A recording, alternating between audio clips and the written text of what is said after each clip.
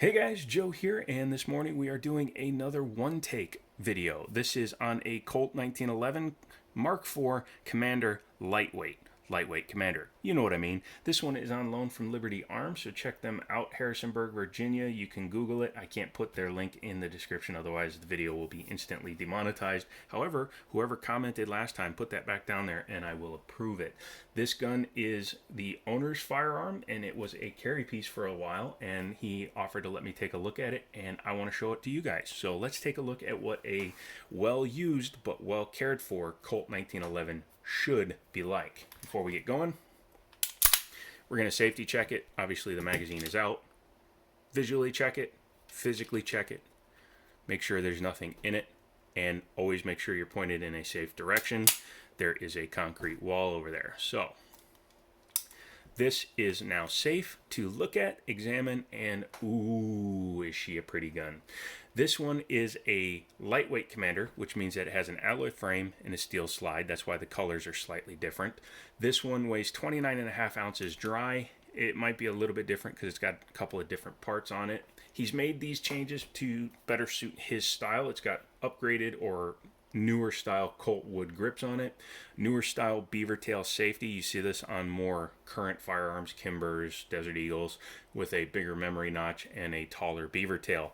If you have generously sized hands, it can help prevent slide bite, or actually hammer bite on 1911s, because the bore axis is high enough that unless you have extremely generously sized hands, aka fat hands, you're not going to get slide bite. What you have to worry about is hammer bite. Being a Commander hammer, it's less likely to do it even if it didn't have this, because it's not a spur hammer, it's a kind of a soft curved hammer, as you can see there. He also installed a set of night sights. That is my wound vac, you'll have to ignore that, which provides a very nice picture. I like that they're not like super bright, however they will grab light if you hit them with a light and reflect for quite a while. Other than that, the only thing I can see that he's done to it is he added a little bit of skate tape to the front strap, and that's fine. That just gives you a little bit of extra grip on it, especially if you're wearing gloves. That will help you grip it very well because it gives you more texture to grab onto. Being a Series 80, this one does have the drop safety, and we'll take a look at that in a second. And really quickly, there is a difference between something being a real Series 80 like this one and something having Series 80 internals or Series 70 internals. Most of the lower end guns that you're going to find on the market have what are called Series 70 internals, and all that means is the Series 70 internal guns don't have a drop safety in them. Colt invented the Series 80 because the US government, in its please don't sue us kind of panic, asked Colt to introduce a drop safety to their guns. This was about the time where people were worried about, oh, if I drop it on the hammer, it's going to go off, or when Glocks came out and they had drop safeties, or other polymer guns had drop safeties, so they wanted this one to have a drop safety as well, so Colt obliged. But they also continued to build the Series 70s and Series 70 internal guns. But most of the newer, cheaper 1911s will have Series 70 internals because it's just a lot cheaper to produce a gun without a drop safety, and when we pop the top off, you'll see what I'm talking about. Overall, the gun is in excellent condition, has a little bit of holster wear, which is expected, and hopefully your gun has it too, which means that you're taking it in and out, you're going to the range, you're doing what you need to, you're training with your carry piece. Not sure how many rounds have been through this. I know it's in the many thousands because I know the man that owns the gun, and he does not carry a gun, he does not shoot. One thing I noticed right away was the first time I racked this thing, you can hear it.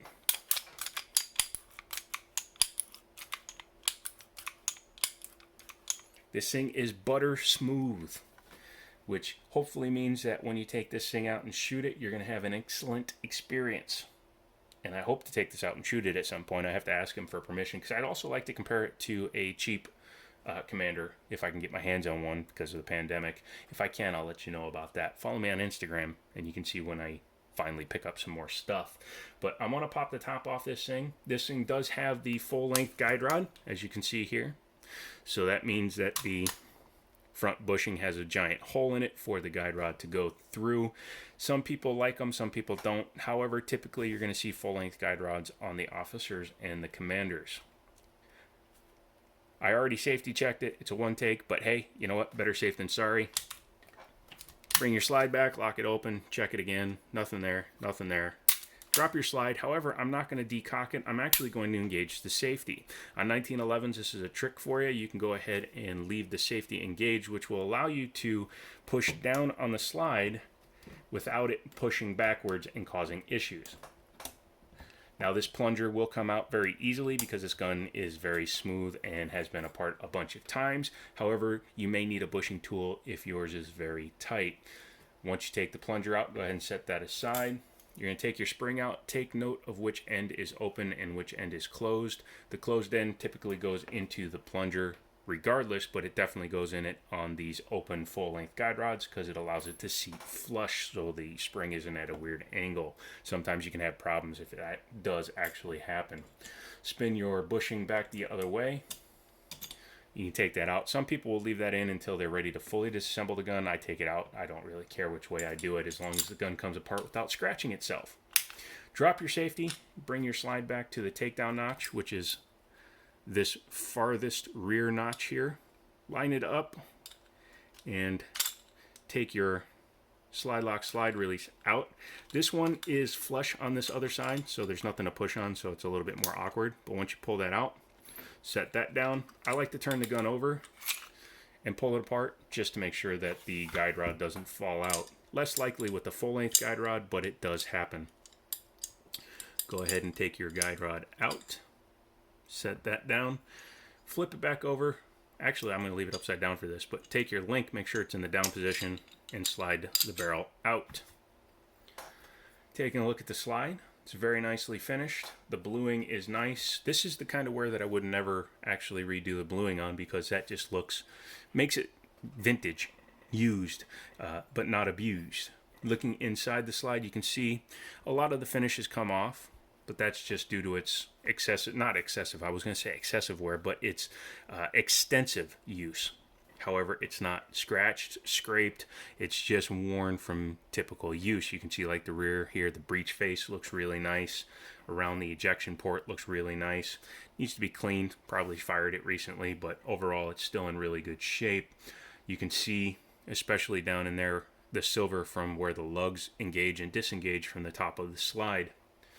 John Moses Browning created the Browning lockup system. This one has a swinging link. Some of the newer guns just have a cam style, and then it has a lug setup that locks into the slide versus a breech lock. Looking at the back of the slide, this is your drop safety. This is the one main thing that makes a Series 80 a Series 80, and that will transition us onto the frame. The frame is extremely light, being an alloy material. Doesn't really matter as much as some people might think it could, because this isn't designed to hold breech pressure. It's not designed to be a pressurized part of the firearm. So as long as the material that it's made out of is decent, you don't have to worry about it as much. Otherwise, polymer guns wouldn't work. Looking inside, it has a nice little ramp there. Again, just needs to be cleaned. Probably hadn't been cleaned since the last time you fired it, but it's not dirty either. You can see from the slide coming back and forth that it's taken some of the finish, some of the bluing off of the rails. Again, not a big deal. Actually makes it smoother when it's nicely lubed. And inside up here you have your Series 80 parts. Flipping it upside down, you will see that tab that comes up when you pull the trigger. I'm not going to pull the trigger. Don't do that on a 1911 without a slide on it. This will come up pushing on the drop safety, which will allow the firing pin to move when the hammer hits it. This is kind of annoying because it adds a few parts to the trigger system. However, it doesn't add enough to make it feel like a striker fired trigger. Sorry, I'm not trying to say striker fired triggers are bad. I'm just saying 1911 triggers, especially the Series 70 triggers, are so much better. Okay, yeah, I just made fun of striker fired triggers, but striker fired triggers have to do way too much stuff. The 1911 trigger traditionally in a Series 70 comes back. There's a spring in here. It pushes on the spring, which then pushes up on the sear. The sear releases and allows the hammer to go forward and fire the gun. In a Series 80, when you pull the trigger back, it's doing that same action, but it's also pushing on other pieces. There's two different versions of a Series 80 internal. I think Kimber's Series 80 uses the second version. This one pushes up, and it should be a two-piece. So it comes back here, pushes a cam, which then pushes up this tab. There is a version that has 4 internal pieces for the Series 80. I'm not 100% sure which one this has because I'm not taking the gun apart, but this should have the two-piece Series 80 drop safety. There you go. That's the internals difference between a Series 70 and a Series 80. And other than that, the rest of the functionality of the firearm is exactly the same. This one is a flat mainspring housing. I'm not 100% sure if he changed that or if that was what this gun originally came with. I forgot to ask if he changed that, because I know some Series 80s, a lot of Series 80s had a raised rear mainspring housing that supposedly brought the rear of the gun out into the hand more. So you can see there. But let's go ahead and reassemble it. Take your slide, flip it over, take your barrel, make sure the link is in the down position. Slide her in, make sure she lines up. There you go. Raise your link to the standing position, take your guide rod, put it in. Now if you had a half-length guide rod, you'd be more apt to put the spring in there. I'm going to do it anyways, just because I'm assembling the gun upside down. But just go ahead and do that. I'm also going to, actually, before I do that, let's put the bushing in. So you're going to crank it here, then you're going to crank it all the way over. Then I'm going to put in the spring. Make sure your link is in the up position, which I've just done. And you're going to take your firearm, take your frame, your slide, mate them up. Don't just ram it home, because unlike the Series 70, there are extra parts with the Series 80, which will stop the slide from coming all the way forward or all the way back in this case. So go ahead and flip your gun over. And you're going to see right there, the drop safety, when I had the gun upside down, protrudes now and can engage the rear of the slide. So don't just jam it back thinking it's going to go back on its own. You got to actually push that into the downward position. Then you can slide the slide back. Once you do that, you can go ahead and line up your guide rod in this hole so that you can get the slide lock back in. I like to do it so that the slide lock, actually this piece down here, goes into the trigger guard. Helps you line it up, as well as keeps you from actually scratching the hell out of the slide or the frame. Come on. Of course, because I'm trying to do this on camera, it's not going to line up right. There we go. So once you do that, go ahead and pull the slide lock out as far as you're comfortable without actually disengaging it from the pistol, because you do not want to put a giant scratch here or down there. You can see there's a small spot because that's unavoidable. When you go to push it in, it's going to have to engage the plunger there, so it's going to scratch there regardless. But you don't see that when it's re-engaged. Bring the gun back to its reassembly notch, push the slide lock through, re-engage the safety to keep the slide in place. At that point, you can take your plunger, put it back in, being very careful not to launch the plunger into your ceiling, which again I have done.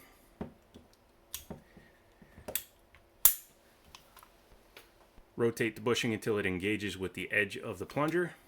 Disengage your safety. And make sure the gun is functional.